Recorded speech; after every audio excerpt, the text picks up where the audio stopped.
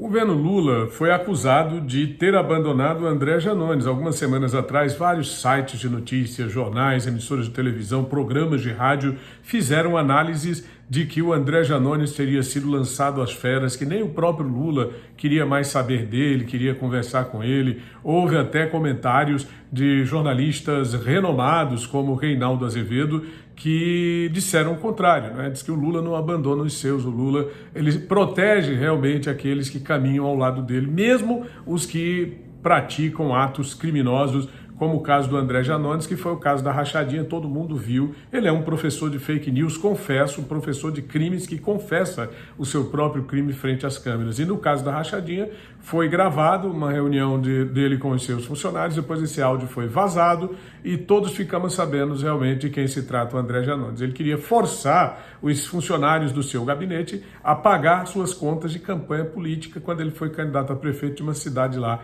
do interior de Minas Gerais. Pois bem, o suposto presidente Lula simulou o abandono. Simulou exatamente para quê? Para que pudesse articular, distante dos olhos dos comentaristas, da análise da própria oposição e deixar todos cientes. Ele utilizou aí uma tática que o César Maia, lá do Rio de Janeiro, a propósito, o César Maia foi flagrado, minha gente, flagrado no vaso sanitário durante uma sessão da Câmara Municipal do Rio de Janeiro. Ele é vereador lá no Rio de Janeiro. Quando ele foi prefeito, em oportunidades anteriores, nos anos 90, ele dizia que é preciso utilizar factoides para confundir os seus opositores. Foi o que o Lula usou, o factoide de que teria abandonado o André Janones, mas que, na verdade, ele se manteve totalmente ao lado do André Janones e garantiu a votação para liberar esse elemento da cassação pela Comissão de Ética da Câmara, desse caso aí da rachadinha que é público e notório. Vamos agora esperar a manifestação da Justiça. O caso está na Justiça, mas também tem que passar pelo plenário da Câmara, né? Se ele for condenado judicialmente, for determinado, eu acho muito difícil, porque ele, como deputado federal, vai ter que ser julgado pelas altas instâncias do poder, STJ, Supremo Tribunal Federal, e aí tem que ir para a Câmara Federal para que ali se dê o aval ou não para a sua cassação. Alguém aposta que alguma instância do judiciário brasileiro lá em cima vai caçar o Janones para desagradar o Lula, uma vez que ele é arauto da imoralidade do governo lulista? Acho muito difícil.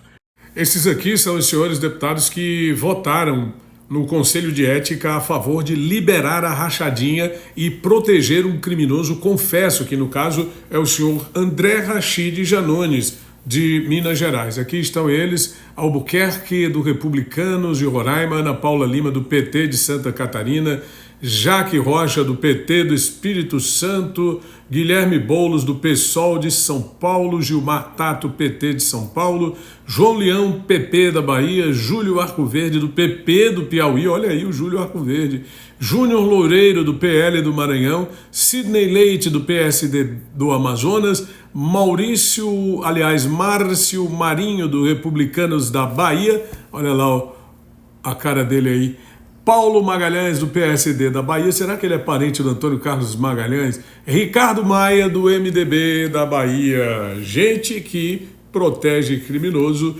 merece o repúdio da sociedade brasileira. Bom, falando aí sobre o César Maia, que eu dei só uma... o César Maia estava numa sessão da Câmara Municipal do Rio de Janeiro quando se chamou, né, a participação de vários vereadores. A questão estava sendo transmitida pela internet, os vereadores estavam em casa ou em escritórios participando de uma sessão online. E de repente, quando a câmera vem para ele, ele está sentado no vaso sanitário.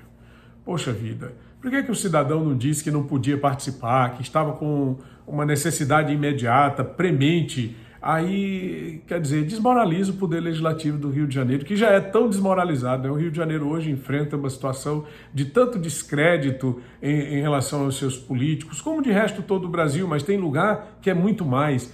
Enfim, é lamentável essa postura do César Maia. Eu queria também, nesse vídeo, trazer aqui um breve comentário sobre a façanha do ministro do Desenvolvimento Social e do Bolsa Família, o senhor Wellington Dias, ex-governador aqui do Piauí, que está na China, ensinando, segundo ele, aos chineses como combater a pobreza e a fome. Que grande falácia, Que grande mentira! Esse senhor já se tornou um grande especialista em contar lorotas para o Piauí. Agora foi levado pelo Lula para contar suas lorotas para o Brasil e para o mundo. Ele poderia começar ensinando ou realizando o combate à fome e à pobreza aqui mesmo no Piauí. Nós temos 1.400.000 pessoas passando necessidades aqui no estado.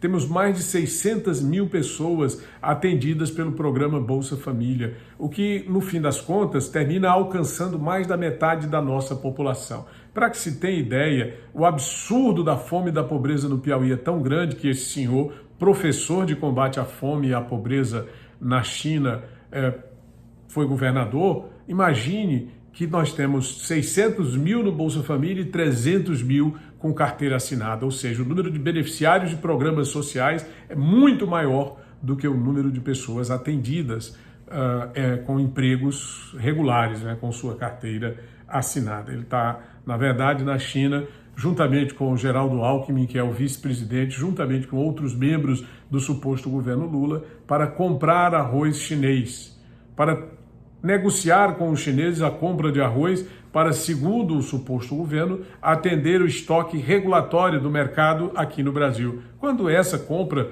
poderia ser feita dos próprios produtores locais, do Rio Grande do Sul, de outros produtores. Eu já vi na imprensa que a Associação Nacional dos Produtores de Arroz decidiu ingressar com uma ação judicial.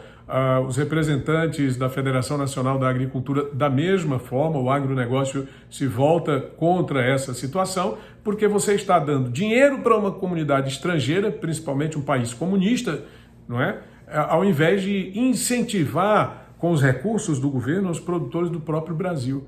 O governo também pretende comprar arroz da Venezuela para ajudar o Hugo Chávez. O objetivo é transferir dinheiro para ditaduras comunistas, lamentavelmente, e participa disso esse senhor Wellington Dias e o senhor vice-presidente da República, Geraldo Alckmin. Se gostou do vídeo, deixe seu gostei, se inscreve no canal, ative as notificações e vamos adiante. Tony Rodrigues, Além da Notícia.